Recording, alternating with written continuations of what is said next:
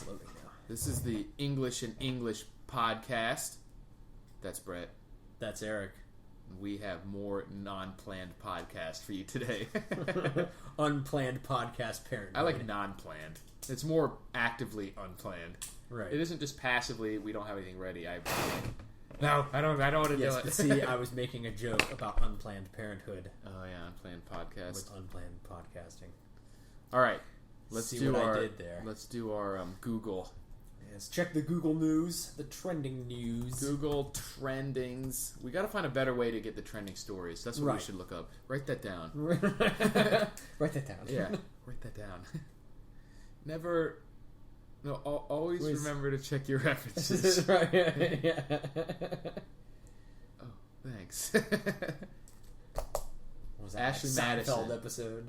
No, that was from True Detective. I mean, not True Detective. True Genius. True Genius. Yeah. No, but there was also that old guy Seinfeld. a word of advice, and he's like, "Please," and takes out his little pen and paper. Yeah, and he's like, "Always, no, never forget to check your references." He's like, "Oh, like what wisdom?" Yeah, like thanks to that great wisdom. That was right. cool. Yeah. No, there was a Seinfeld episode. The same, like, write that down. Same kind of thing where like Elaine's boss was always like, he wanted someone to write his memoirs, so he's always saying something like, "Oh, write that down," or add the part about the.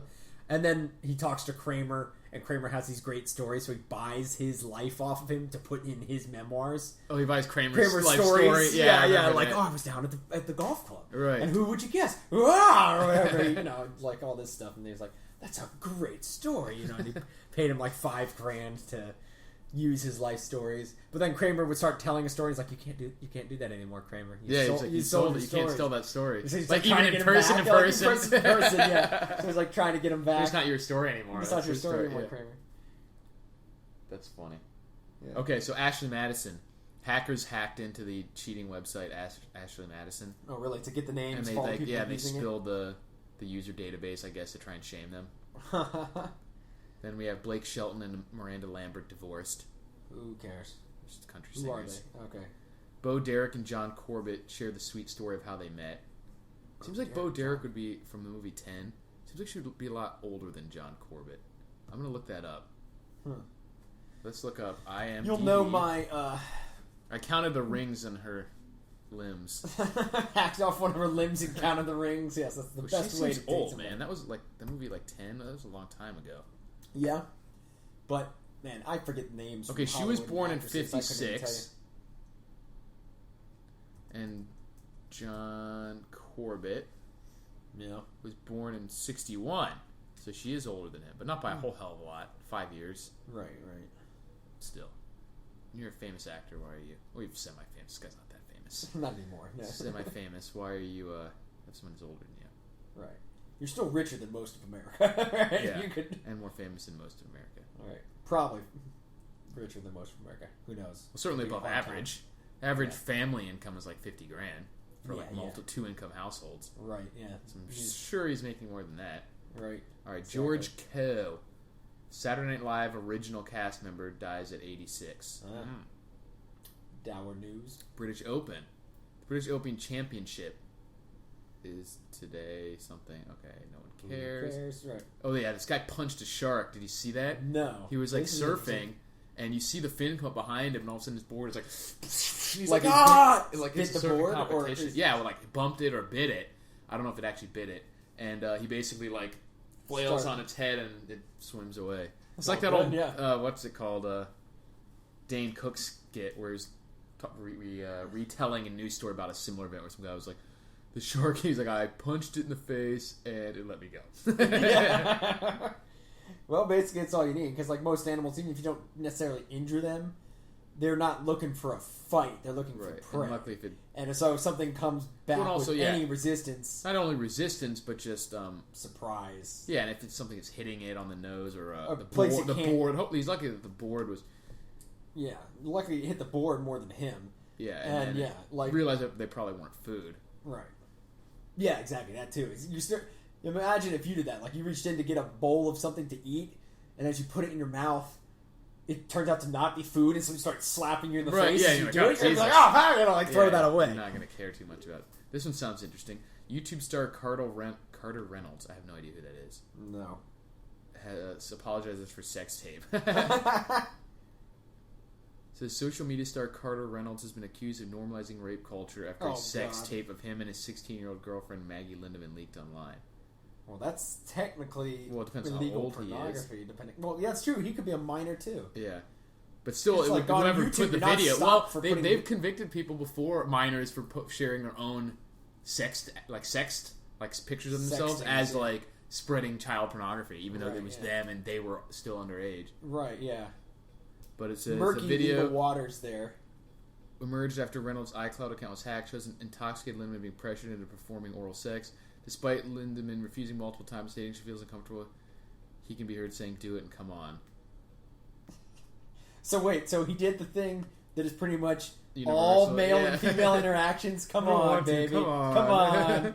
And that's rape now because women are such. It's either the woman saying, "You were going to get the garbage." No, come on. Yeah, or the man saying, "Go shopping with me, buy this." You want to buy? We need a new car. We need something for the baby. Come on. Or the man saying, like, party. "Oh, I'm so horny or lonely." Like, come on, baby. The thing that's interesting is that the feminists always say that if this is an example of rape, then you have to admit that women are basically children. Yeah. If convincing someone verbally to do something counts as force, then you're not an adult with agency. Right, then what the hell are the cops if talking is force? Like the cops are... The point is, you're not that group, whatever group you're talking about is not an independent group that deserves. They can make their own decisions. In the face has the same responsibility. Verbal influence. Well, they don't. They should never have the same responsibility because that's right. If all it takes is somebody saying something for you to cave, if that counts as like raping someone, how could we have a woman president? If that, you know what I mean? Right. If somebody, if like Netanyahu came in and said, "Give me more missiles," do it, do it, come on, lots of countries do it. Lots of countries, more money, more missiles, come on. Right. It's like, oh, okay. Oh, they made me. But their rape culture forced me to do it. Yeah. Putin would just have to come in and say, "Come on, Hillary, come on." Yeah. And then Russia would own Alaska. So everyone's accusing him of victim blaming. Well, their thing was hacked, too, is what it said. Right. But they're talking about the incident that was filmed. They don't see it. Right. So I guess he can't be prosecuted for illegal the dissemination because it was of a private video. And I guess it depends. He's 19, so as long as he was engaged in a relationship prior to. Well, it depends on the state. Because some states you can have, if the person's at least 16, you can be up to 24, and it's not statutory rape. Okay. In some states, it's different. It could depend on when the video was taken. It could have been 2 years ago when he was 17. It was simpler times. Although she would be 14 back then. The rules were they would ask the girl, "Did you know, is this okay?" And they would ask the parents, "Is this okay?" Not like these rules about within this age range, but not within those ones. Yeah. Well, it's funny because people always say, like, the law is the law, and act like law makes it, law is what determines whether it was okay or not. No. Like, the well, law they were trying. If the law is good, they were 18. Like that's. If the law is good, it's trying to enforce what is moral, but it doesn't make morality. Right. It's not what determines. Right. Yeah. Exactly. Right and wrong is just right. I mean, according to those people, if in the Muslim countries where it's okay if they're 13, then they shouldn't care because that's the law. Yeah. Exactly. And everything Hitler did was legal. Right. Yeah. He made those laws. Right. So none of it was illegal. Right. I mean, it was awful, but it wasn't illegal. Right. Exactly. When I said the Muslim countries too, all those rules. There's lots of stuff that's legal. So don't talk to me about the law. Right. The law is important to know within your own country just so you can move in your own society. You can avoid negative consequences, but it has absolutely no bearing on what the moral arguments of whether something should or should not be done. Well, that's the law. That don't talk. Exactly. Now that one always gets to me too. People are like, "Well, the law says." Like, shut the fuck up. Like, I literally had to say that to somebody. Like, the concentration camps were legal. Right. And not only that, but I mean, like, people just don't get it. Like, I literally said something about, like, filming on private property at one point to somebody. I can't remember what they are. But I was asking, it was like at a company thing, and I asked them what the company policy was. Kind of similar to the legal thing, but they're like, the law says that you can do it. Do you understand the word? Do you understand the difference between company policy and law? Like, right. You know, like, I'm asking, what does the company prefer a person to do in this situation? Not what the law is. The law is roughly irrelevant to my question. It is wholly irrelevant to my question, actually. Right. Like, the law permits all these things, but I'm asking that these employees over here, what are they allowed to do? Per company policy. What can I do without getting fired by you assholes? Right, exactly. Yeah. And it's like people can't separate that stuff. It's either just no, bad, or yes, good. They're sheeple, man. They've been raised to not ask questions their entire lives. Mm-hmm. Like they say, some cats surf, some cats make the waves. Oh, yeah. I was weird as wave makers, man. Yeah. Just like I always say, I wish it's sort of similar to how I always tell people I wish I like fat women in shitty cars. Life would be easier. But right? Yeah, exactly. It's not my style. Right, exactly. Maybe it seems easier to just be like whatever. That's what myself. Yeah, exactly. Because the problem is that we see all this, but there's not much we can do about it. In a lot of sense. Exactly. It's us fighting against not only the government, fighting against these idiots like you're talking about. Right. Just the inertial mass of humanity's. The best way I've heard it described is the they. Is us. It's everyone. Exactly. It's whenever you say they won't let they, it's not even the government. You know what I mean? It's that's obviously a part of it, but what the government did would be irrelevant if everyone thought like us. They would have no chance. Could see through bullshit, right? And just didn't tolerate bullshit. Yeah, exactly. Yeah, you don't even have to have like the same exact ideological views, but to see through the bullshit and actually just have a critical mind. That's why I always have more respect for someone who's just critical thinker, honest about their beliefs, and isn't trying to force them on other people. Right. Regardless of what those beliefs are, then someone. Or even if you're viciously, or not even viciously is not the right word, vigorously espousing your beliefs, that's different than forcing them on people. Exactly. But you still have like. Well, I don't even talk about someone saying like you're an idiot if you think different than me. Like that's annoying, but I don't really care about that. Yeah, exactly. That's what I'm saying. Like some people, I only have to make that clarification because in this day and age, some people will take that as like we just talked about. Like that's force. That's force. Yeah, they just force them. Oh God. Yeah, I mean, like I get it to a certain extent. You want to be able to tell somebody at some point, just stop talking to me. Right. I'm not convinced. Go away. Yeah. Stop talking to me. Yeah, that's a separate issue though. Religion is just a personality flaw more than yeah, like and more than a character flaw. Right, but I mean, then you have that right to do that. You have to say, dude, back up, get the fuck away, okay? Yeah. And you'd be like, but have you heard about, this, and why don't you believe that global warming or, Jehovah's Witness or chemtrails or whatever? And you're just like, dude, I don't want to talk about it. Right. Back off, like, and you have that right. But then there's the other people who are basically like, well, an example, and I can't think of a specific instance of this, it happens all the time, but people who consider themselves basically pacifist or say that you shouldn't shoot a criminal, but they have no problem calling the cops. Which proves that they don't have a problem with force being used. They just are too cowardly to do it themselves. Exactly. Too weak and cowardly. They don't have any actual. So that's the kind of fraudulent thought that I'm talking implications about. of their own actions. That's why I have more respect for someone who is like, who would be a literal pacifist, as idiotic as that is, if they were literally willing to say, no, I'd rather die than use force against someone else. Because I understand or have force used against them by anyone. Like I said, I don't share it, but I understand the position. At least it's logically coherent, and they're logically well, I mean, like the idea consistent. of saying, I'm a pacifist because I believe it is better to suffer evil than to do evil in any circumstance. Now, or even violence, not just evil violence, but they would have to believe that. But let's just say, like, that your core moral principle, in your mind, the most important moral principle is to never use force or violence against violence or evil in any way, and even if you suffer violence, to merely suffer it and then never not use force against and never use force against. And as stupid as I think that is, if that's what you believe, right? Well, because the problem is that that's automatically equating force with evil. That's the problem there. Well, that's what I was just trying to say, was that, that they'd have to say that any sort of force. But that's a logic, like a person, like I said, who would just like, some sort of zen. You're like assuming this stupid premise, as long as you live your life consistently with those values and you're at least a honorable person. You're a stupid person, but you're honorable. Well, I mean, not necessarily even stupid person. You're just a person on a flawed premise. Like, let's say, for example, a very Zen, it's a flawed / Buddhist type of philosophy that somebody adopts, maybe. It's a flawed premise, or almost like a Quaker, not Quaker. I'm sorry, Amish-like one, where they just don't believe in, like, if somebody comes in and says, like, give me your stuff. Some of them just believe in, like, just give it to them. It's material possessions. Right. So, like, it is not worth doing the evil of harming this person point of whatever, to prevent them from taking your material whatever possessions. The actual belief is mostly irrelevant. What we're talking about is, like, that you are... But I'm saying that I can respect that even though I don't share it and think it's wise. Like, I don't think that's wise, but I understand that... And I can even respect them if they think that I should do that. Right.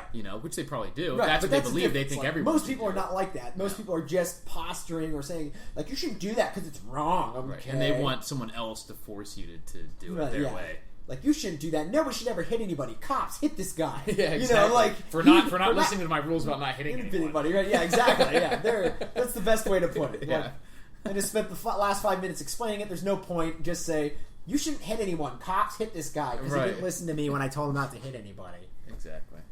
Yep. So, but that's an interesting way. We should all the people who think that's rape with a verbal, like pressuring, they'd have to admit that. So we need to arrest all car salesmen. Well, they'd have to admit that. Yeah. Well, they do. That's the type of shit that they say is like a microaggression and the patriarchy and just the systemic racism and sexism is just that they can't. So they can't raise their hand. They're afraid to raise their hand in a meeting And so that's anyone dude's else, problems. Right, yeah. So basically all baby birds are rapists too, because they caw incessantly, verbally demanding food. Right. Right. Chirp, chirp, chirp, chirp, feed me, feed me. That's force. Right.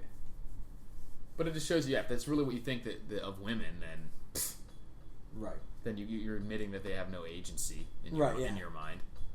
That all it takes is a guy going, "Come on." Right. Like, how could these people be trusted with voting, high-profile jobs, if that's only, if they just buckle under that of their sort moral agency stuff. Is morals aside. I mean, that's just logistically problematic. Well, like moral is the word I was using, but I guess decision making. Yeah, if their decision making is like, because it could be a moral decision or a legal decision or a monetary decision or whatever. If they can't even hold up against the verbal instruction, the insistent, the most verbal eloquent verbal argument of "come on," if it's repetitive verbal commands, right? Then yeah, they don't need to be. So Shia LaBeouf, do it, yeah, do it, just do it. Sway all female voters, do it. That would be hilarious if they take that video. He's like, "Come on, do it," and then put him in there. Do it. Yeah. Somebody will do it. Well, that's like child porn, probably. But right. Well, you're right. You don't want to be just. Although actually, it doesn't say in the video. It makes it sound like it probably doesn't show any nudity because they're talking about a blowjob, so it probably doesn't show. Probably her comes off. Probably naked. Turns off before anything happens. Well, even if it doesn't.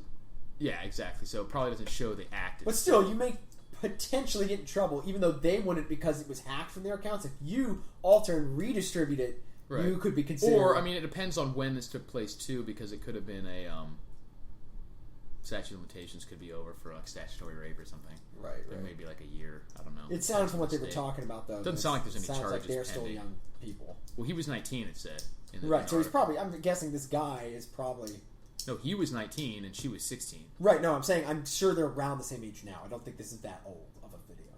No, I think that's the ages of what they were when I don't think it was that old either. But the point is, no, I'm saying like at most it's a year-old video, so they're still 20 and 17 or something, probably. But my point is that when that she was 16 when the video was taken. No, I know that, but I'm saying I don't think it's been long enough for statute of limitations to come into play. Well, they're different for every crime.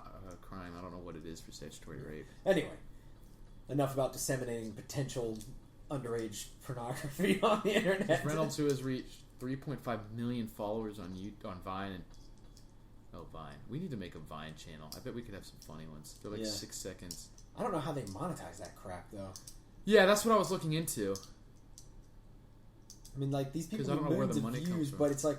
I think they just do, like, people pay them to do stuff. I heard them, they just do like, Patreons hey, and, eat this like... fucking chapstick. Yeah. Here's someone says, hey, Carter Reynolds, whoever you are, you're a punk, you're a racist, you should be in prison. Oh, how is he a racist for that? Rapist. Oh, okay. I just hear an R word, I immediately assume they're accusing should be rapist now, that's the new R word. Right. What was this guy's name again? I don't think I ever heard of him until this news story. Carter Reynolds? I've never heard of him. Outside my demographic, I guess. Oh, I thought it was YouTube at first, but it's just social media, so he's just I think he's just a Vine star, yeah. Interesting, but unfortunately typical. The whole story. Rape culture. God. I like how they talk about the rape culture in the United States, where there's countries with actual, like, honor killings and raping, and they don't talk about that rape culture, you know what I mean? Oh, Dad just sent me an article about, like, this group of people in Detroit that's running around, like, raping couples. What? Yeah, you didn't read that? No, I haven't checked it. And, like, that, they don't give a shit about that. They give a shit about this guy being like, come on, give me a blowjob. Right, yeah, like, verbal arguments are worse than a literal pack of rapists roaming Detroit. Like, like actual violent, forceful rape. Jesus. They don't give a shit about that because it's a group of black people. And you can't notice their crimes. If you do, then you're accused of being racist. Right, exactly. They don't want to be racist, so pointing out their Asian crime. dude, they don't care. Yeah. Jeez. Man, ridiculous. I don't even know what to follow up with. Yeah, exactly. Well, I didn't have a lot. Oh, what about, without giving away too much, but I'll probably see it at some point. You saw Ant-Man. I did, yeah. Okay. It'll be a little bit old by the time this goes out to our viewers and listeners. My initial thoughts, I haven't seen it, was that it looked like they were, not the actors, but that this just, like, the production company and everything was just like, we need to make this movie and sort of put what they thought, like, people were looking for You know what I mean? Like, that's just kind of how it felt to me. Like they were trying to get it out of the way. That's what it felt like. I don't think so. It came across to me a little bit stilted because it passed through too many hands because they lost the director. Yeah, it was supposed to be Edgar Wright, and it got a couple rewrites. Which that always messes with a movie. Yeah, and I mean it's just kind of the same problem as. First off, though, it was entertaining. If you like any of the other Marvel movies, that's what I assumed. Is I was like, even with all that, it seemed like I was expecting it to be, or I am expecting it. to be on the line is like the lesser Marvel movies, like maybe Iron Man 3 or something like that. I wouldn't even say it was a lesser one. It was. Well, I mean, compared to the really good ones. Well, yeah. It's not going to be I would say not a Captain third America tier. 2. It's not a third tier. It's like a second tier. Really? Marvel Okay. movie. So like with Thor 2 or something like that? Yeah, exactly. Like, I would have to see it again to gauge that. It's not first tier just because it, like I said, it's a little bit, same problems kind of that Age of Ultron had. Yeah. A little bit stilted in its plot, being a little bit all over the place, trying to cram too much in at once. Yeah, that's always a problem. They need to cool much less so in this movie. Right. But, like, for example, the central conceit of this movie is it's the Marvel version of, like, a heist movie. Yeah. But then the heist really doesn't get that much attention at the end. You know what I mean? Like, it's really secondary to just... Well, no, it's primary, but it goes by pretty fast, and there's no real sense, like in a normal heist movie, where you know, how are they going to topple that's like the climactic moment of the movie. The climactic moment, or when they pull off a trick that gets the heist done. Right. You know, and it's kind of there because it relies on his, like, shrinking powers to get into this place that you can't get in otherwise, with a little bit of help from the team, like doing the things that normal people could do, like turning off security systems, you know, and stuff like that. And there is an interesting twist with the heist right after it goes off, but I can't tell you which. But yeah, you know, it's that's not even really the problem. I don't know. It was just same kind of thing. A lot of little things going on. Most of it pretty well, so not bad though. It was getting like a Scott Lang. I'm sorry, Paul Rudd as Scott Lang. He's funny. You know, he comes off personable and funny, and it works. He works well, and it has a lot of fun with the stupid. So stupid, it's great. Shrinking stuff. It's you know, stupid. Like it's stupid. It's great. You know, and there's some immediate moments of like childlike wonder in the first couple of scenes where like it's a little overdone in some ways too. Where like you know, but the first couple moments of like he shrinks down. Yeah. And there's that scene in the trailer where it shows him shrinking in the tub. Okay, I didn't see where that. He shows him like he pulls the curtains around him and he's in a tub and he shrinks and then he shrinks down. Yeah. And so that's like the first time he tries to use the suit or whatever. It's pretty early in the movie, and there's just an immediate moment where all of a sudden like they do good cinematography with it. It's all special effects shot, but all of a sudden like the camera pulls out and it would be like it looks like a shot of a person standing in a canyon. Yeah, like a but it's a guy in a tub, right? And it's just kind of cool, like this little thing of like you know, and then the showing how crazy it would really be, right? And then when like the water gets turned on or something, it's like torrent, you know, like oh god, like running from it, you know. It's kind of like awesome in that like dumb fun way, you know. Did you ever get in someone's mouth and then get big again and blow their head up? He could. That would be awesome. Yeah, no, it's not never happened. I mean, like he tries it, crawls in and blows their head up. They never show exactly what you could do with these superpowers. Right. Like in the comic books, they've done stuff where like in somebody's ear and broke their equilibrium, so they were like, oh, and fell down. You know, to take out like literally, the Wasp stopped the Hulk that way once by like you know. Flew into his ear, and then when he was like there, going, oh, you know, because nothing punches were not working. But when she broke his equilibrium, he was just like and the sitting Hulk there riding. Couldn't beat his own head up. Like I think that's literally what he did. He started like smacking his own head, knocked himself out until he was just like dazed, you know. And yeah, there could be all sorts of horrific things. Like you go into somebody's body and then power up again. And just like shred them, you know, like burst out of them. Right, yeah. Like, but they have a lot of fun. Like I won't say anymore because I want to watch it. There's a lot of fun of like, you know, like it did show in the trailer, like the scenes of like they throw the toy train at each other, and then it bounces off. In real life, like a normal size, it's all tiny, like right, and it's like lightweight plastic. Those, stuff like that is great, and they have like fun bits where like. It has some inconsistency, which is the way it's supposed to work. Yeah, like because in reality, it's not inconsistency within the movie's own structures, but just the explanation is flawed. They use the explanation that was in like the 1960s comics of shrinking the space between the molecules, between the atoms, so you reduce because most atoms are 98% empty space. Yeah. Problem with that is you would still weigh the same. Yeah, you would have a pinhead ant-sized dude that weighs 180 pounds on your shoulder, it would break your shoulder. Yeah, you wouldn't be able to stand. Yeah, it would punch through you. Yeah. It'd be like having a needle with 180 psi going punk on your shoulder. And no one would even be able to pick him up because or he couldn't stand on like a blade of grass. Later on, they made it up that it's the pin particle, some sort of like extra dimensional type stuff. Where basically, like I said, there's a problem where they probably shouldn't have bothered trying to explain how. No, they should. It shunts mass around. Basically, is what it can do in the comics. They should just made up some term. It's made up some baloney quantum shifting shit that says like you can high and based it on like relativity or something. Right, increase or decrease your mass and size and relative mass and size as necessary. Right. But like I said, if you let that fly, and who gives a crap? Most people. That won't make it a bad The average movie, person, only somebody with really thick glasses, goes in there and goes, I don't know. Actually, in string theory, you know. Like has fun bits where like he's got to learn to like run while big and then turn small so he maintains momentum, and stuff like that, and like and can fly, in over a gap while small or something like that, like jump through, like transform to small midair and fly through a gap. Or something. Yeah, exactly, stuff like that, and useful things of like disappearing while small, then popping up behind a guy and taking it, fun stuff like that. It's fun. Cool. It's the only other problem I have with that, which is in the comic books, it's never really dealt with in like real comic books for the most part. Yeah. Probably more so in modern ones, but there's always an element like with Iron Man or anything like that where it's just a guy in a suit. But at least with Iron Man, he built the thing. Yeah. But with this one, it really is just a guy in a suit. Like it really could be anyone else. Yeah. Which is like whatever. I mean, but like the premise for this character, it was the same in the comics because the original Ant-Man built the suit. Right. And then this guy, though, the premise was he was a thief with a heart of gold type character. Yeah. But I mean, if the suit breaks or something, he can't fucking fix it. Well, he's actually an electrical engineer, so that's part of the thing. Like, he actually repaired the suit on his own in the comics. Oh, so he did figure out how to. He figured out the control mechanism. Like, he doesn't understand the super science of it, but he figured out how he builds it, maintain the control mechanism and stuff like that. And that comes. So he could make another one, even though he doesn't know how to. Like, if really he had works. one or two pieces from the original creators, like super science lab, he could build the rest of it. So he didn't make the flux capacitor, but he could make the rest make of the DeLorean. He didn't make the flux capacitor, but he could build a DeLorean. Exactly.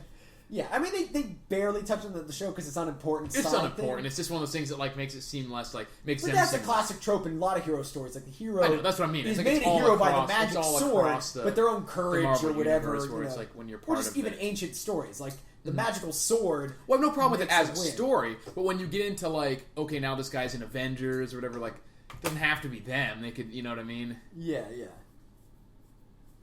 But I mean, by the same method that like. You could put anybody in a tank, but there are better tank crews. That's my point. It's like, would this guy be the best? If like, why don't they just make? And it also, for me, it's not even about them being it or not being it. It's about why is there only one of them? Yeah, you know what I mean? That's the main issue. Comics. It's like the Ant-Man special. Like, okay, you could make 1 million of these. Well, that's the whole premise of this movie. And at least with like Iron Man, like they showed, okay, he is physically the one controlling this technology. He has a supercomputer. He's limiting it on purpose. He's stopping other people from getting it. Yeah. Right, but so like the government doesn't just have it, even though they sort of do because they have the War Machine suit. Right, but you know they can't replicate. But they can't really replicate it, because he has the ion, whatever the arc reactors or whatever, or something. Yeah. And but yeah, like in the movie, the whole premise is that the bad guy knew that this suit existed, is trying to recreate it and make tons of them and sell them. Right. And the good guy, Pym, for whatever reason, decided like he didn't want anyone else to have it, so he retired and hid the suit. Right. And now that he's certain that the villain is going to succeed in replicating his technology, he recruits a younger, sprier dude with breaking and entering, skills to help him stop the other guy's plans. Interesting. So I'll watch it. It sounds like it was better than I feared. Yeah. But not as good as I would have liked. Fun. It's just like Marvel movies. It's fun. It's not, like I said, it's not going to be at the top of your list like Avengers 1 or Captain America 2 or your Iron Man 1. Right. But it was entertaining. Or cool. Even Guardians of the Galaxy probably better. But it was entertaining. I would say it's another fine solid hit for Marvel. Solid comic. So cool. That's good because that's what I would want. I mean, I'll watch those all day. You know what I mean? Yeah, exactly. That's the nice thing about it. It's like, there's just, they don't make a whole lot of movies like that anymore, but they can just be fun to watch, Yeah, exactly. So that's cool. Yeah. So other than that, the only other movie I know that I'm thinking that coming out is recently or soon, I guess not recently, is Mission Impossible. Yeah, which I'll watch. I think they tend to get a little more ridiculous as they go on. Right. It's funny, they went like way ridiculous with 2 and then back a little bit, but still more ridiculous. And then way ridiculous again. With, yeah. Just like, this mission just got a heck of a lot more impossible. Yeah. There is some amazing stuff. Like, there was one of the trailers I saw, probably while watching Ant-Man, that, now they do those, like, previews in the beginning of movies instead of not previews, but, like, early, behind the scenes previews instead of just a preview, or instead of just a trailer. And one of them was like about the stunt that's in the trailer where it shows him like hanging onto the side of like a C-130 as it takes off, and he's like, "Open the door!" And the guy's trying to hack the door system. Yeah, exactly. He's like flapping against it. Well, he does a lot of those. He literally did that. Yeah, just like in the one where they were on the. They literally just like they CG'd out a harness rig. That's like exactly. He was on like the one where he was hanging by one hand from the rock mountain. Like he does all those. Yeah. They just have a little thin wire to a harness, a cable, and then they CG it out. Right. So it's pretty badass. But he was literally being frozen to death because they'd have to go up to full, like the minimum height, turn around and land again. Yeah. Like, so you couldn't, you couldn't just do there was a minimum amount of time in the air. You can't just go up and down. He was like, I'm freezing my balls off. Yeah, so like they had like 2 or 3 takes and he was got like almost hypothermia or something. Like it is. Yeah, he's I like Tom Cruise. I wish he wasn't part of Scientology. Right, exactly. Because he's cool just committed, actor and stuntman kind of thing. Like, that'd be a hell of a ride. It like would be awesome. strapped to the side of like, oh god! Like I always wonder if they do that stuff like they film the rest of the movie and then film all those crazy stunts at the end. Yeah, exactly. In case you fucking after they bump up the insurance premium for 3 days, you're like, okay, for the next 3 days, your insurance premiums are slightly higher. So I want to see that. Yeah, that comes out in a couple weeks, August something. Yeah, August 8th or 1st. The Mission Impossible movies have been solid. None of them have been terrible. None of them have been terrible. Like I said, they're decent futuristic. I think the worst one was when I think it was 2. They had a bunch of stupid stuff with the masks. There was just 2 like.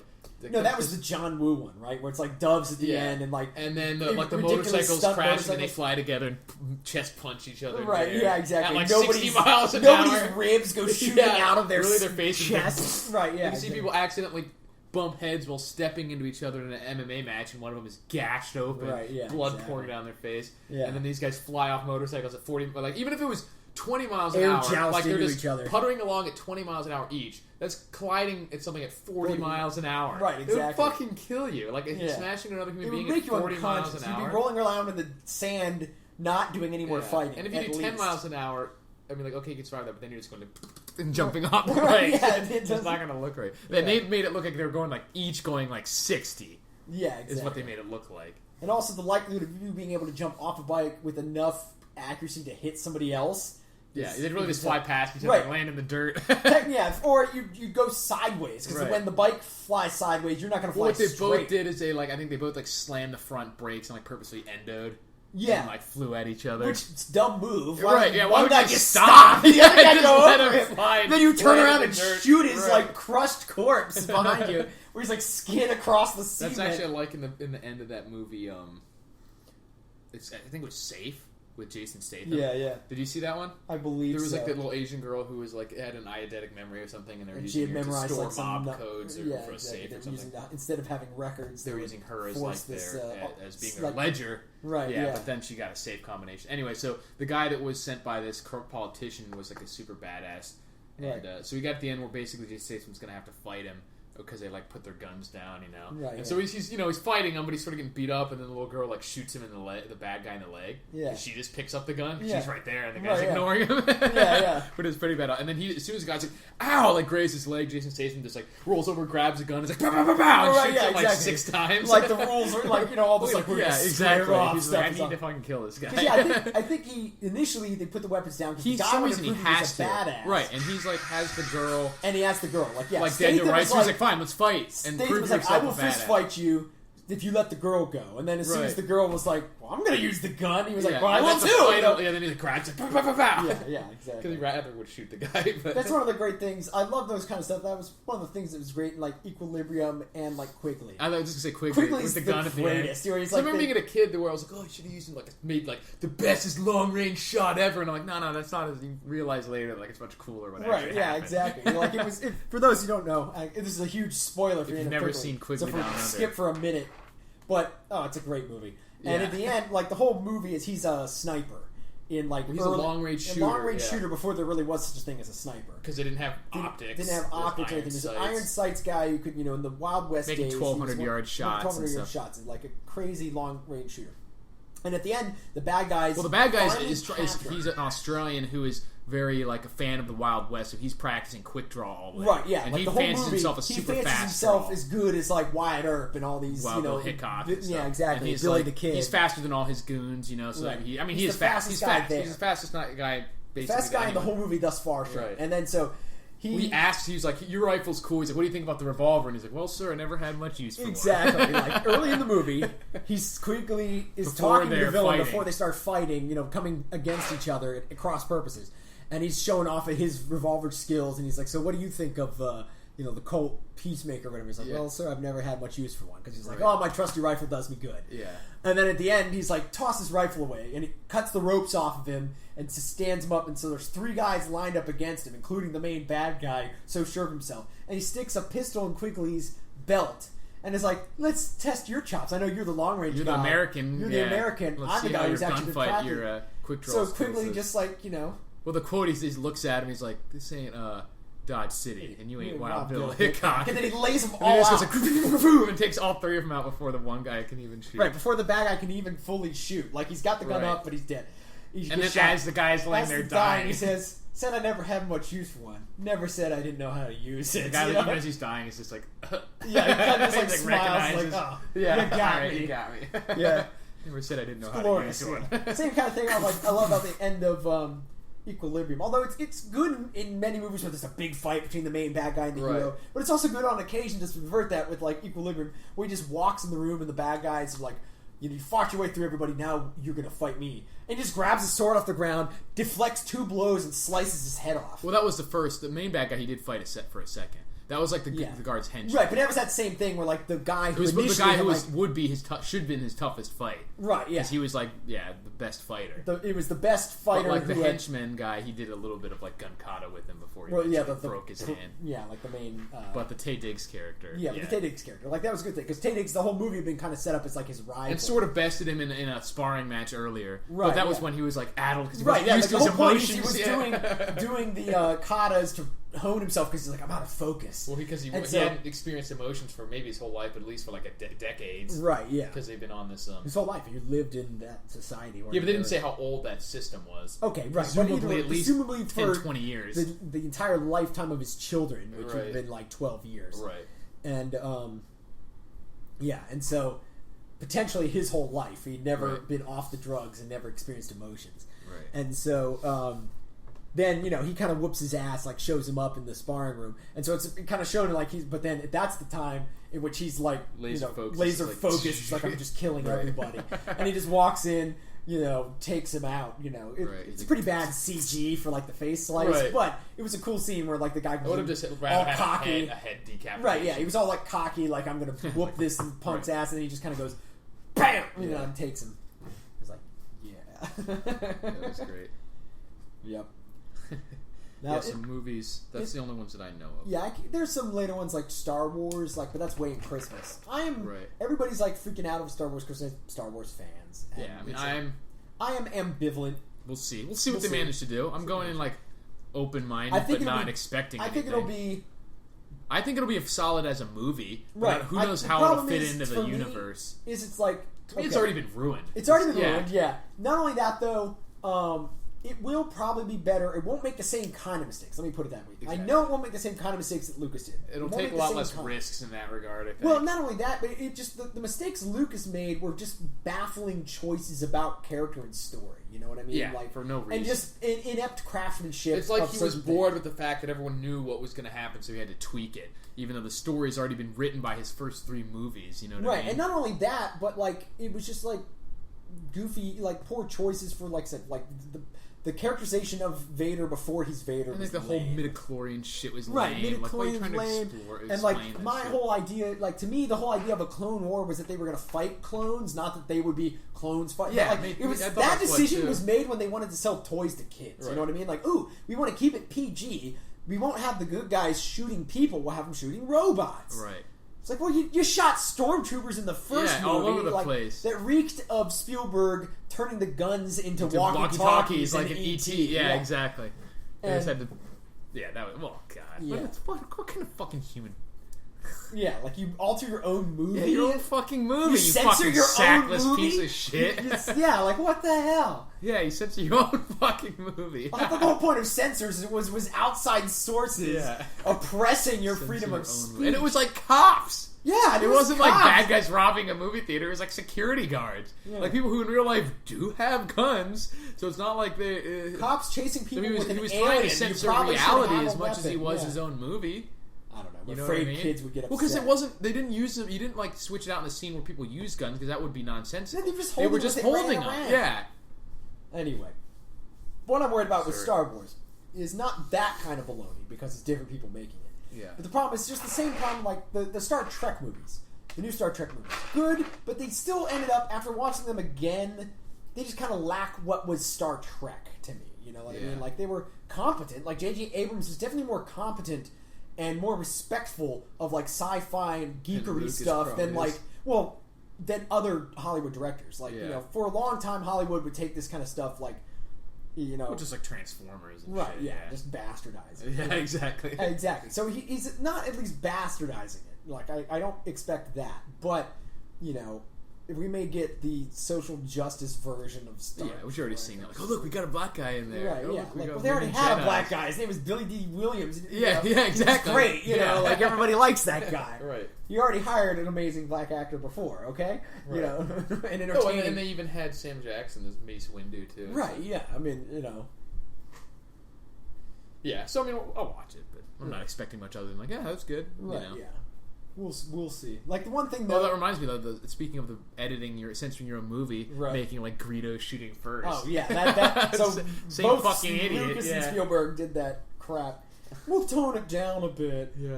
Oh, it's a movie that's been out unchanged for fucking 30 years, right? And then you have to go back and change it. What the fuck? Like nobody's gonna notice. Yeah. You know? Like, oh, we fixed it. It's right. It's, oh, God. You're like, you know what? It's too scary in the Bible here. We're going to rewrite the part where Jesus is crucified because it's like you realize it's an important character moment, quote unquote. That reminds me that someone just told me that the new international version comes. It turns out that company that makes it's the only one authorized to print the book prints a bunch of other like religious books, I guess too, and they have removed certain verses from the Bible, like they're printing. It's like taking them out. Okay, Jesus. God. It's just everywhere. You can't stop fucking around with shit. It should be scary that people are willing to like even with the Confederate flag post, regardless of what your stance on the issue, like we're talking about like changing how people are told what happened in real life. Right. Like, are you not going to show the Confederate flag? So you don't believe the Bible? I don't care. The point is that like this is a historic text. Like it'd be if they went back and took stuff out of the Epic of Gilgamesh too. Right. Imagine because if you altered the Iliad and the Odyssey, or like the history of how the pyramids because there were built, scenes of battle in there, or something. You know, like it's absurd. Imagine if you took the history of war memorials. Rwanda. You don't have to say that what they did was right to not like demolish historical buildings. What if you got rid of like the history of like Zimbabwean culture? So you got rid of Shaka Zulu because they fought the English, and or they took wives forcefully, or something. Yeah, like you know, okay. So there was a lot of like people fighting each other in the past. You're going to get rid of it just because. Anyway, it's absurd. I mean, it's scary, is what it is. Yeah, because like what lengths are they willing to go to for their own ideologies? I mean, they're willing to literally ignore try to the warp history. truth and tell people lies. Not only ignore, but literally try to bury history. Bury it, yeah, and change, and not only not talk about it, but actually lie about it too. Exactly. There's a difference between not talking about it and lying, which is about stupid it. enough, but right. But I mean, like, there's sometimes you don't talk about it because it just never comes up, or it's not pertinent to you, or you just don't care. That's not avoiding it. But that's not avoiding it. That's not looking at it. That's not coming across it and then going, la la we la la. don't speak of this. We don't speak of this. He la, shall la, not la. be named. Right, yeah, exactly. Anyway, a couple news stories I saw. Was it the girl whose butt implants exploded when she was doing squats? Have we already talked about this? No. Okay. That's horrifying. I thought we did Hilarious. talk about that. No, we did not. Yeah, someone, like, she got, like, these huge butt... And I don't understand how that's... It seems... Obviously, it's, like, the implants are something that can be done. Right. But, it like, seems in like my a lot breast... of motion goes on in the muscles that, but, like, you're, of like, the... sitting on them. It seems like it'd have to be super resilient. Like, a breast implant isn't going to get battered around. Like, you could fall on your butt and stuff all the time. Yeah. You haven't seen me. Yeah, exactly. Yeah. But not in the same way that, like... No, yeah, you aren't sitting down daily. Not only the on muscular boobs. activity is going to be worse, but anyways, so this girl had, like, huge ass implants, and she was doing squats for, like, Instagram video, like, to show her big ass, and one of them, like, blew up. So they said they heard this pop, and then she's like, ah, and then, like, this yellowish fluid was coming out. Yeah. Yeah. They said she was in, like, a coma or something. Well, painful like as hell. You literally I don't know why that had would make you in a coma, but... Or just person who couldn't handle the stress, I guess. Well, I mean, I could see how that would make you faint, but a coma is something specific, so... Well, I mean, literally induced such psychological shock that they... I don't know. Maybe they got toxic... It must have been some sort of, like, septicism or something. Right, yeah. Jeez. Anyway, we're away from that grotesquerie. Some news stories that I saw. There was, of course, all the stuff about Trump, and everybody's mad at him because he happened to say something about immigration. But there was another news story, linked to that. But apparently, like during Obama's tenure, like 2.5 million immigrants. Some insane amount, yeah. Right now, apparently, actually, though, we've already it was actually higher level amounts per year during some of the Bush years. Which I'm not surprised, because like the problem is that it's coming to head now because it's hitting saturation levels. Right, it's actually slowing down because there's simply too many people here. Like even they can't find jobs now. Right, you know what I mean? Like, right. Oh, it doesn't affect the economy. There's not taking American jobs. Look, if even they stop flooding in at record levels because the jobs ridiculous. aren't there, there could be 20 million Swedish people or other white people. It doesn't matter. Like when you have that, like we've talked about this before. It doesn't matter. When you have this much people come in, there's going to be an economic effect. It's like if you had that many people leave. Right, like if you were to immediately, or even over the next next 5 years... the law of supply and demand? Right, regardless of the economics of it, too. Like, that's the thing. Even though that's one valid consequence to talk about, one very obvious consequence is the economic consequences on the host country, or the country that people migrate to, it's also largely irrelevant from a moral standpoint. The morals of it is... It's just something to recognize. If they don't recognize it, it's happening. Right. But the moral stance is... Everybody, like, the problem here is that people, like, believe that because scale is involved, that all of a sudden the normal moralities fall apart. Like, for example, it's very obvious if you have a house, if random people start showing up at your house and you always let them in, or, like, one of your other housemates, like, you live there with your family members. You, a large family, live at this house. And your uncle always lets strangers in. And you tell your uncle eventually... This is probably not wise to let all these strangers in. Right. And eventually your strangers are just using things that you don't want them to use, or taking up all the room, or they'd start to outnumber you and say, you know what? Why are we organizing this house in a way that suits your family? Like, no, we don't watch Lost on Sunday nights. We watch Telemundo. Right, yeah, exactly. Like, we're going to start organizing this to suit our needs because there's more of us. Right. And so exactly what's happening. Exactly what will happen. And it's like, that would happen in a house and everybody knows it. But because it's a country, they can't see the same. And you see this with this is stuff that Peter Schiff's always talking about. Like they act like that the financial principles that apply in a person's life don't apply to a country. Right, like debt doesn't matter. Debt doesn't matter. Things, I mean, to some extent, there's differences because countries can print money. But the point is that there's still issues with that, like if you're spending more than you make. Applies. Yeah, math still applies. Yeah, math and human. And the limitations of a physical universe still apply. Right. Yeah.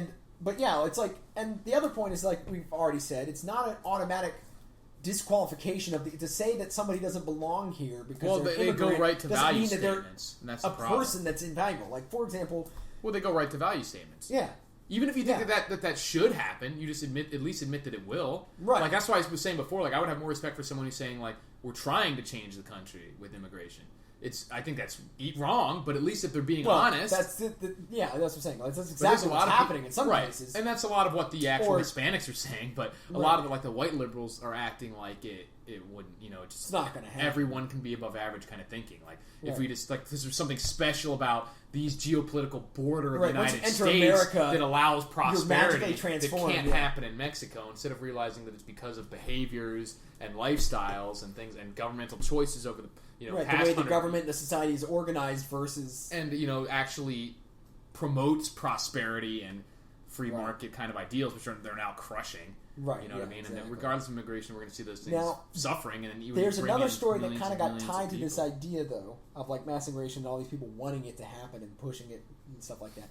But you're going to have to kind of follow me down the rabbit hole on this one here. All right. We'll see what we got. But there was a story about apparently Malawi, I believe. Some ancient tombs were destroyed by like Islamic extremists. It was Islamic tombs, but they were like the Sufi or the one sect that the other sect doesn't like. Yeah. Like the Sunni versus the Sufi or something like Shiite that. And Sunni. Shiite and Sunni. Well, this was another one called like Sufi, which I believe was in local to that country or that region in the past. And like different things. Right, so like they destroyed them as idolatry worship to venerate these tombs of their ancestors, even though the ancestors were Muslims or whatever. And so they destroyed it. And then like the UN and some other help fund organizations like basically brought together some people to rebuild them. Okay. As cultural artifacts or whatever. And so like what should have been a story about like, oh look, these people after they were freed, like, some years ago, or after this fighting stopped, rebuilt their heritage. Like, for example, let's say, like really hardline Islamists in Egypt decided to destroy the pyramids because they were pagan artifacts. Right. And then, which did happen with some of the museums when the whole... ISIS has been doing all that stuff in multiple countries, Yeah, and so, well, that's not what the UN person, like, who did a speech said. He said, like, you guys are a beacon for tolerance and understanding, or something. Instead of making a speech... rebuilding it? Yeah, instead of making a speech about, isn't it great that you guys were able to preserve your past even in the face of people who tried to destroy it? All right. Which is exactly what happened. Even though I don't share that past... articles. Right. Even though I don't share that past or believe in the religion that those items represent, I appreciate a nation of people wanting to preserve their past and rebuild the items. To them, it's all about just... But to them, it was all about tolerance. And what it is basically... These international people who just think about to them, it's all about making sure all the species, all the dogs in their kennel get along. Right. That's all they care about. Yeah, it's just... they don't actually care about these people's having rights. They don't care about freedom. They're just mad. Tolerance is their buzzword because they want their pets to get along. Exactly. They may mean to be good masters, but they mean to be masters. Right, yeah, exactly, yeah. Like, you should tolerate each other because I'm tired of all my pets fighting. Right, yeah, get along.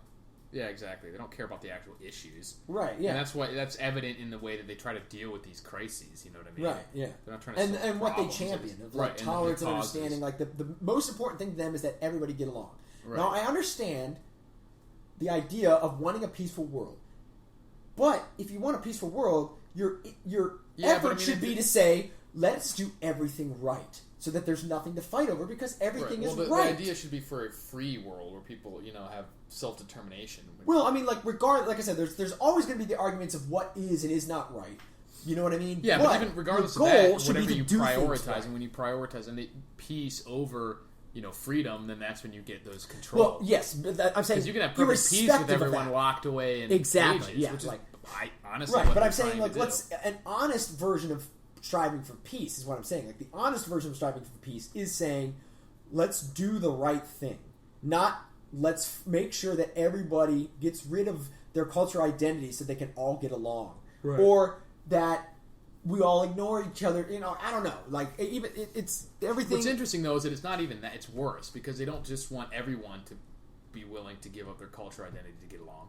They only want the non-preferred groups to give up their cultural identity to get along with the ones who are complaining about it. Well, because it's all about equalizing. Like they're not going to tell the Muslims to give up their cultural identity to get along with the Western society. No, because it's exact opposite. Right, exactly. That's what I mean. Like they'll. But to me, it's the buzzwords. It's not even championing them rebuilding their cultural artifacts.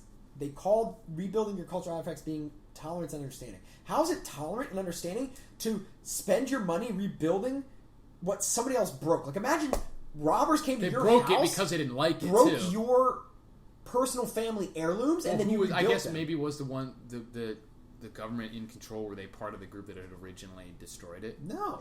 So they were just rebuilding their own stuff? They're building their own stuff. There must be, maybe there's or maybe like a neighboring country helping them. Right. There were some neighboring countries, and France and England donated some money or something, but so what? That's not an example of tolerance and understanding. Like, why is everything to me, basically, it was just because it was shoehorned in. Right. It's all the same thing. Like, same thing with immigration. When they say tolerance and understanding, what they mean is, we want to be able to move people around where it suits us. We want a bunch of Mexicans because we can charge them less for their labor. Right. And we want everybody else to shut the fuck up when we use them as we see fit and fire you.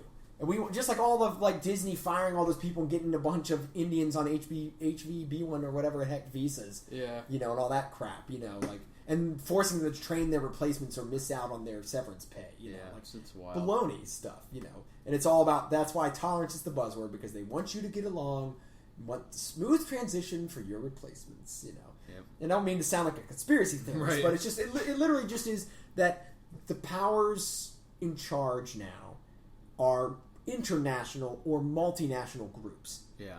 And so their interests are themselves, not the nations they're actually based in.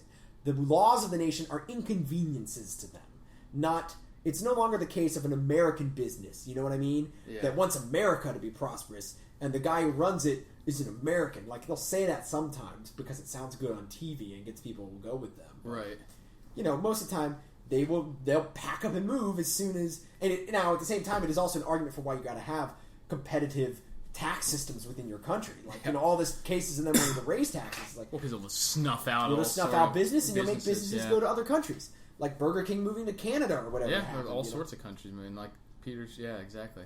But at the same time, it also goes to show that Burger King is not an American company. They're an international company. Exactly. They go wherever they need to make money, and the laws of your nation whatever they're incentivized to do. inconveniences People generally do what you pay them to, and in this case, they're paying them to leave. Right. But I mean, it's both sides of that coin are, A, the country's doing dumb stuff that's driving business away. Right. B, don't be worshiping these businesses. They're just businesses. They don't exist to help America. They exist to make money. And you can't base your moral decisions around what, business is. But at the same time, Here we go. You can't ignore speaking that of governments making decisions not based on the people, what the people really need. The latest Greek deal. Yeah. Of course, is a mess. Like they had the referendum for no austerity. The public voted like they don't want to accept the terms of the terms of EU deal. So ostensibly was a vote to leave the euro, basically, because they're saying we reject your deal.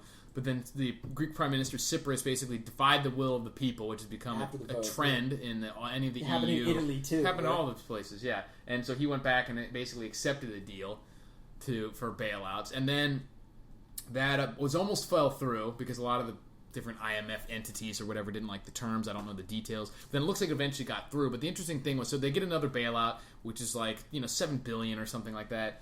But the interesting thing is that it's just a bailout of the banking system. Like this, they're getting loaned money to pay off creditors. It's not like it's going to Greek to the country.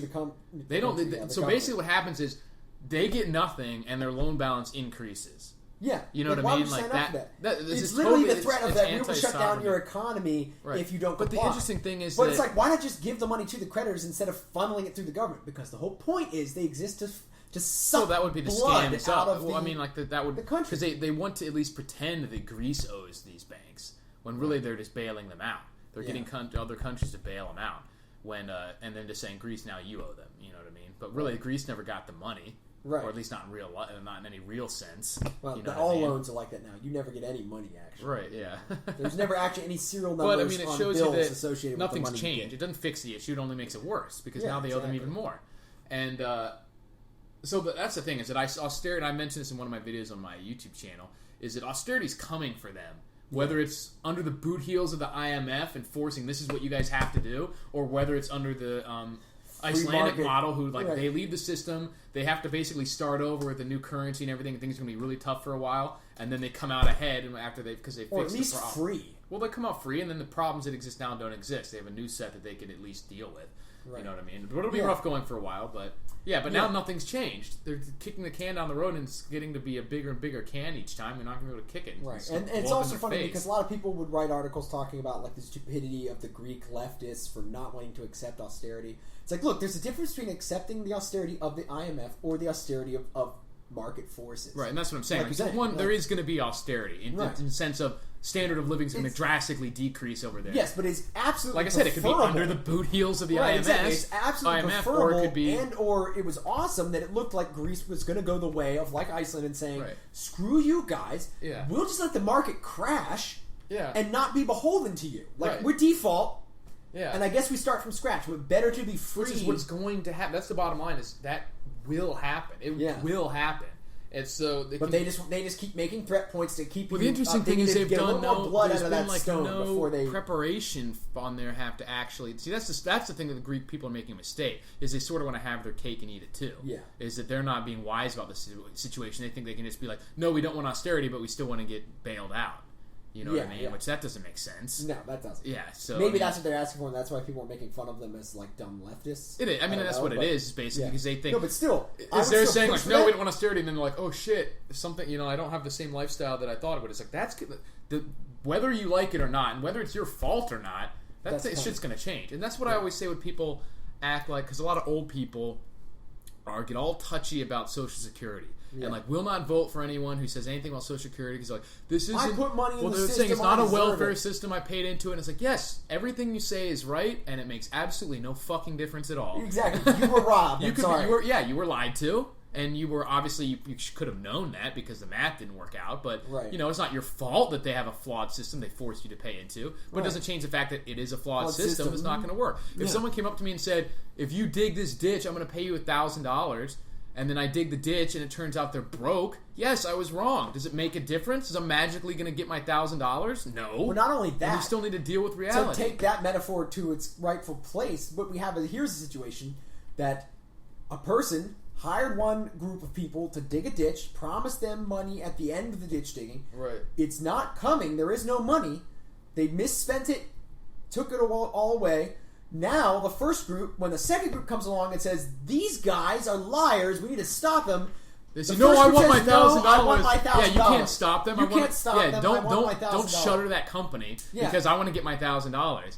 And then they say, and they'd rather have them start a new ditch, and when they're promising to pay new people to keep the dream alive that they're eventually going to get their $1,000. Exactly. It's like and just they're now protecting their abusers by in order to buttressing the pyramid scheme. Right? Yeah, exactly. They're protecting the pyramid scheme people in order to hold on to hope that maybe they'll get paid out. Yeah, that they'll be the last group to get paid out, which is selfish. Yeah. I mean, because even though I understand the idea of not wanting to get fucked over. People are going to get fucked over. Right, but there's a point in which you realize it's a scam. Yeah. And then you say, well, I'm going to lose money, but I'm taking these guys down. Right, versus, do what you need to do about it. Let's perpetuate the scam on the next group of people so I at least get my money. Yeah, let's keep it going a little bit longer so it doesn't blow up on my watch, basically. Right. Or when it would hurt me. Right. Yeah, that's just fucked up. Yeah. That's what the baby boomers are. They're all fucked up. They're one of the most selfish generations ever.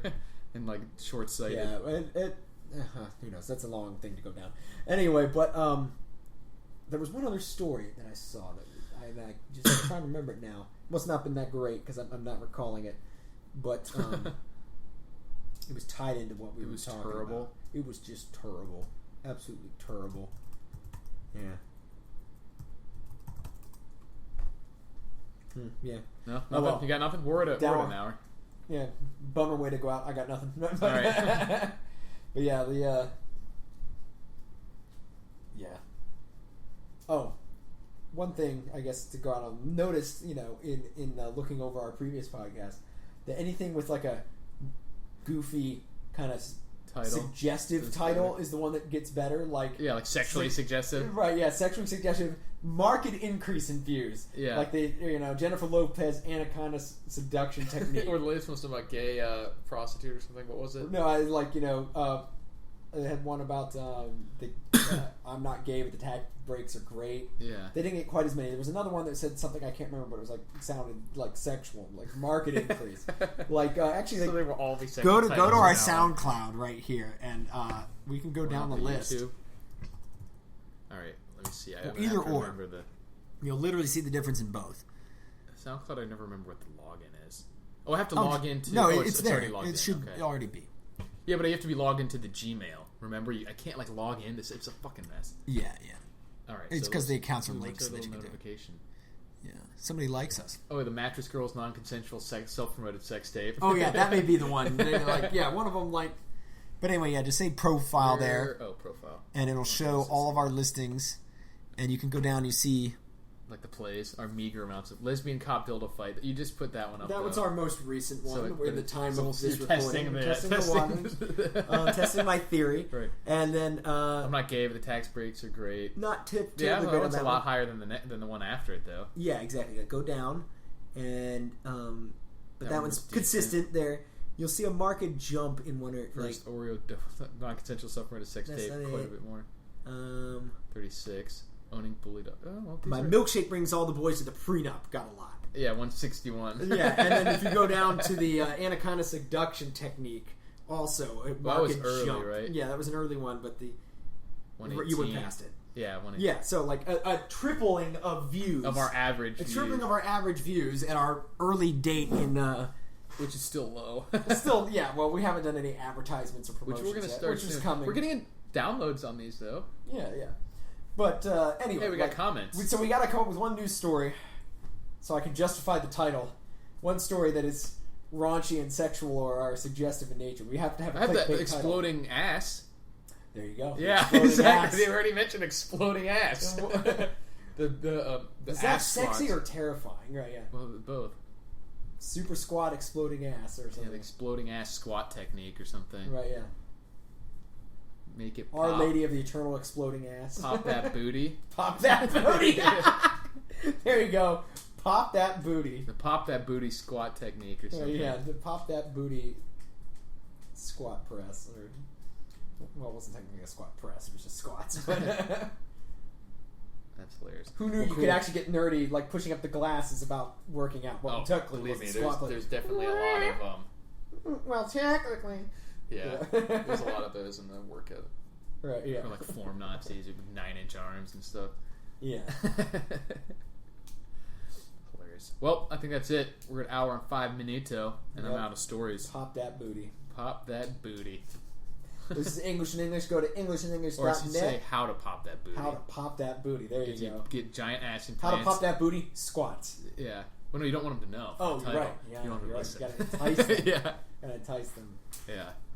Or how to pop that booty, ass explosion. Yeah. And then something a little bit like... Yeah, there you go. How to pop that booty, caught on tape, ass explosion. Oh, yeah, the caught on tape ass explosion. Because it was caught on tape, and everyone's like, where's this video? Yeah. They were filming it for Instagram. Let's see it. I want to see the exploding ass. I'm sure they never uploaded it. No, they didn't. But I mean, they have it. And I'm assuming that if she survives, eventually it'll see the internet.